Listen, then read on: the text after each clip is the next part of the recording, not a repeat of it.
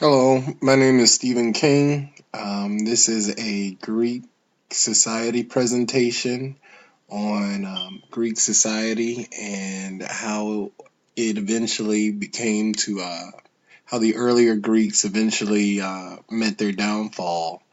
In this presentation, I will be talking about Greek society as a whole, the conflict and division within the society, how they built a political structure within themselves, and the consequences they came across once they met their downfall. Earlier Greeks, they were a rich and vibrant culture. It was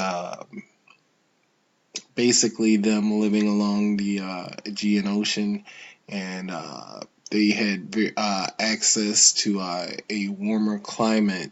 So eventually they were able to thrive in an agricultural society as well as trade.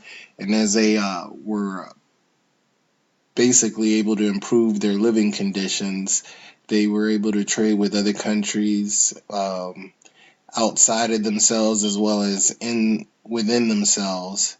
They were polytheistic, which means they worship multiple gods and built temples to them.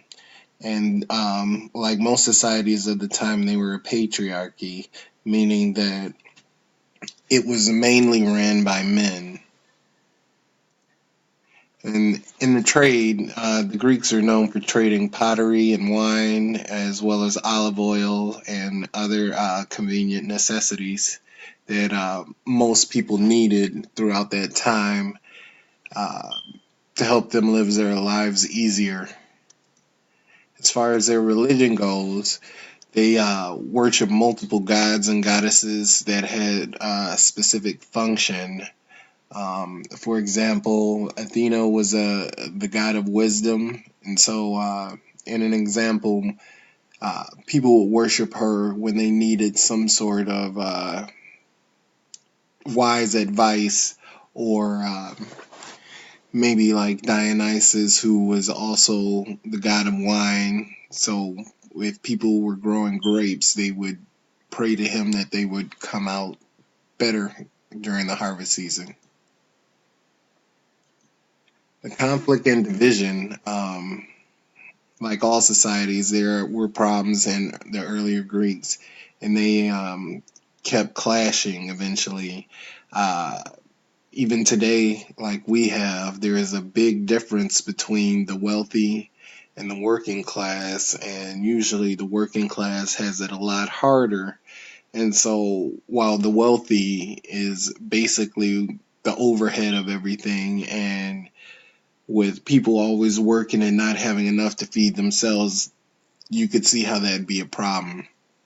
Also, Greeks were the ancient Greeks were also known to consistently go to war with one another over just about anything. I mean, not so much religion in this case, but over land or the benefit of having another city pay tribute to the the ruling city.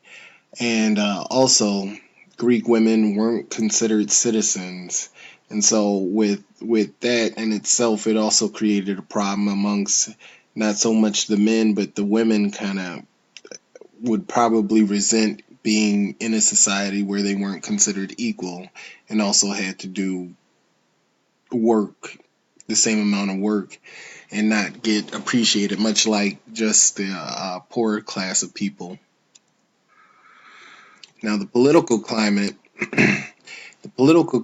with the Greeks, they eventually kept having so many problems that it, I, I think the governing people realized it was better to have more of the general populace decide what was best for the country itself, because of the simple fact that there were more of them, and in the event that people decided to strike or not work, or attack the city, it wouldn't work out so well if you're not pleasing the main populace.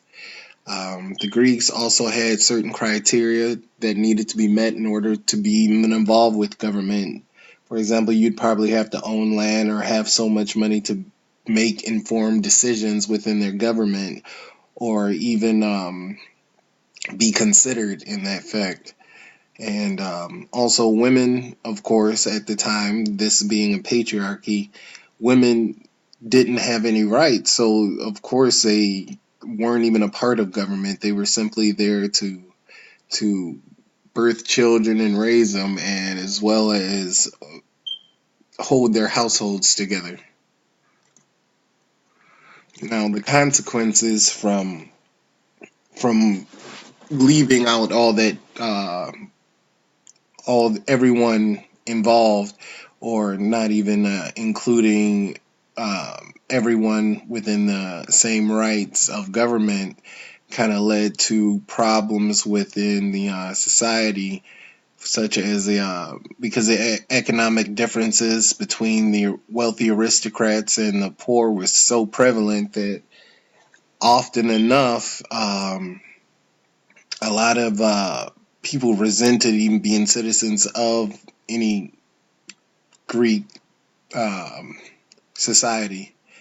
And eventually, after all the wars, when Greece would go to war with other countries outside of itself, they would unite for temporarily for that time, but it was only short lived because they never really decided or could stay united long enough to really build a political structure within themselves that was sturdy enough to endure the problems they had within themselves. So eventually they would disband or just go separate ways, so to speak, and not really tend to the bigger picture of how they were inevitably going to join and be one society. And eventually, with such a big difference between the economic differences between the aristocrats and the poor, they realized that there was a lot of revolts from the poor that eventually would end up attacking or causing wreaking havoc within the society, because they really had nothing else to lose outside of what they already didn't have. So that ended up weakening the policies overall, and eventually the political structure began to collapse upon itself. So, throughout this presentation, what do you think was the most influential problem that led to ancient Greece's downfall? Thank you.